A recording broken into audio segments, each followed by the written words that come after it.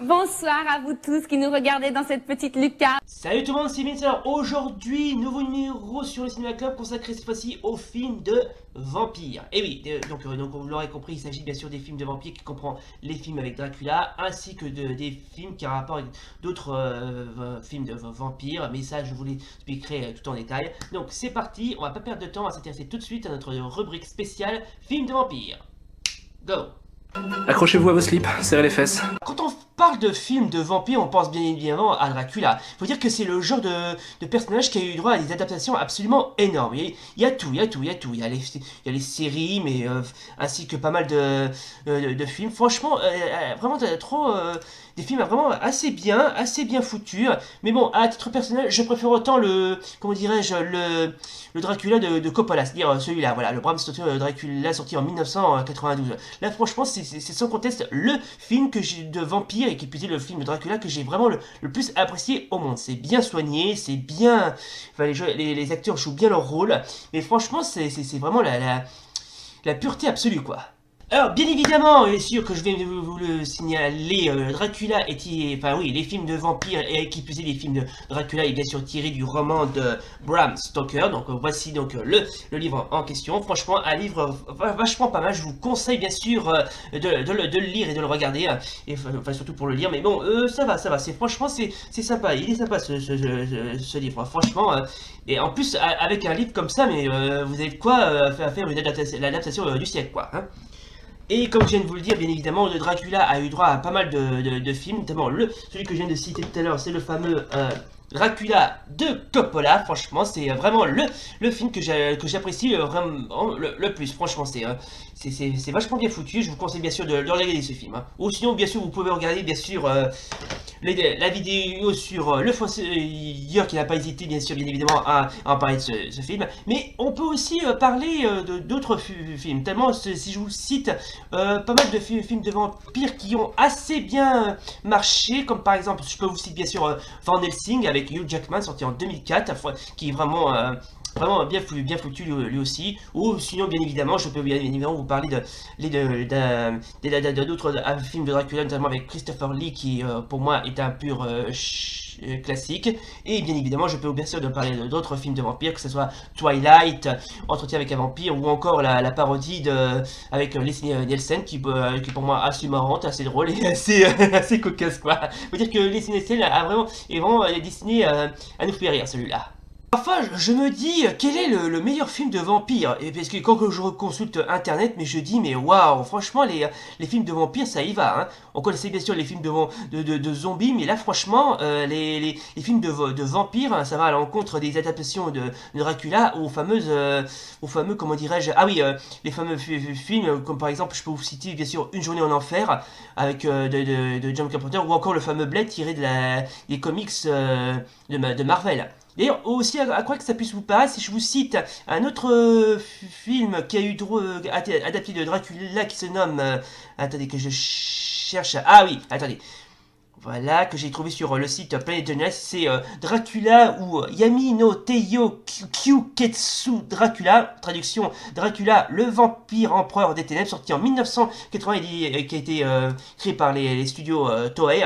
Alors très sincèrement, j'ai vu le film, ça va, c'est pas mal, franchement c'est pas mal, c'est sur contexte le film qui respecte bien les traits, comment dirais-je, ah oui, les fameux comment dirais-je, ah oui, les fameux BD de Marvel, oui, parce que il faut pas oublier que Marvel, je parle de Marvel Comics, elle n'a pas hésité à faire des adaptations en comics de Dracula, ainsi que tant d'autres, et bien évidemment Dracula a été aussi rendu célèbre par les jeux, par les jeux vidéo, notamment la série Castlevania, que j'avais déjà parlé sur ma vidéo critique sur les jeux de Castlevania. Mais ça, franchement, c'est que juste des petites adaptations qui, pas énormissimes, mais franchement, si je vous cite, comme par hasard, ce fameux, un autre film de vampire qui a bercé toute une génération, notamment le fameux Nosferatu, le vampire, ou Nosferatu, Eine Symphonie der Grande, en version originale, le fameux film allemand réalisé par Friedrich Wilhelm Murnau, sorti en 1922. Alors, très sincèrement, le film, franchement, il a beau... Il a beau être vraiment un classique, il est, comment dirais-je, il n'a pas pu malheureusement être fidèle au roman de Bram Stoker parce que, parce que normalement ce film était adapté au roman de Dracula de Bram Stoker, mais que malheureusement il ne fut pas autorisé et qu'il n'a pas pu avoir les droits. Oui, parce que quand vous faites un film sur Dracula, et si vous voulez faire, je sais pas, comment dirais-je, un film adapté du roman de Bram Stoker, il faut vraiment mais bien respecter l'œuvre, parce que si vous ne respectez pas l'œuvre, ben vous êtes un peu baisé quoi. Et si certains d'entre vous souhaitent vraiment mais voir le film Nosferatu, le vampire, ou n'importe quel film de vampire, ben je mettrai quelques films en bas en description, notamment celui-là, le fameux Nosferatu, sorti en 1922. Alors très sincèrement, le film, franchement, il a beau être classique, lui aussi, il est bien fait, franchement. Mais c'est un peu dommage qu'il ne respecte pas l'œuvre de Bram Stoker. Mais bon, c'est pas grave. Au moins, il a l'avantage des vues, c'est le principal. Oui, c'est vrai. Et si bien évidemment si ça vous intéresse, je peux bien sûr vous parler de d'autres films de vampires, notamment le plus un qui m'a quasiment qui j'ai bien apprécié, c'est le fameux Du sang pour Dracula, qui est un film italo-américain réalisé par Paul Morrissey, sorti en 1974 avec Udo Kier. Alors ce film, même si vous l'avez pas vu, enfin je sais pas si certains d'entre vous l'ont vu, il faisait partie de la collection des films d'horreur de René Château Vidéo. Et bien évidemment, ce film, si je me souviens bien, il a remporté le Grand Prix du film de fantastique en 1975, si je me souviens bien. Est-ce que tu plaisantes? Alors si bien sûr vous êtes un acharné et que vous aimez à fond les films de vampires, alors il y a toutes sortes de vampires, je peux bien sûr vous parler de Blood, oui parce que il y a aussi, hormis les adaptations, que ce soit en film, en comics, ainsi qu'en jeux vidéo, il existe aussi pas mal de, comment dirais-je, de films animés de vampires, notamment je peux vous citer bien sûr le fameux Blood, The Last Vampire, ou encore le fameux Vampire Princess Mew que j'ai trouvé absolument captivant, ou encore un autre, cette fois-ci c'est Vampire Hunter ou Darkstalkers, sorti aux alentours de l'année 1995, adapté du jeu des studios Capcom. Alors le film, franchement, je l'ai vu, il comporte 4 OAV, il est bien, ça va, il est à peu près bien, ça va.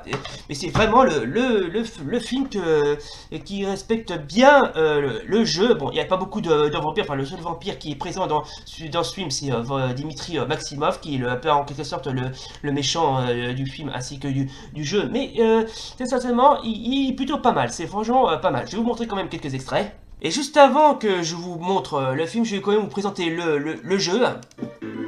Darkstalkers Night Warrior, sorti sur tous les supports, que ce soit en arcade, PlayStation.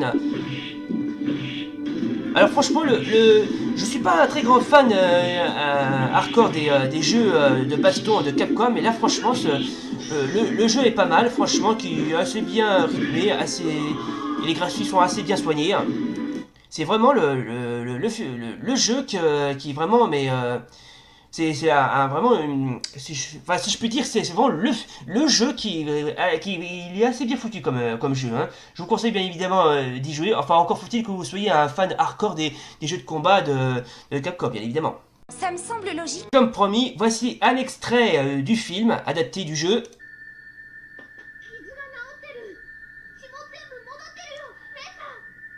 Bon, mais ça passe. Bon, alors, oui, une chose sûre, quand le film n'a pas eu droit à des adaptations françaises, je sais pas pourquoi, mais bon, il est VO sous-titré, hein, c'est ce qui est assez bien. Bon, le film a beau avoir pris un petit peu de l'âge, je le trouve absolument très beau. Hein.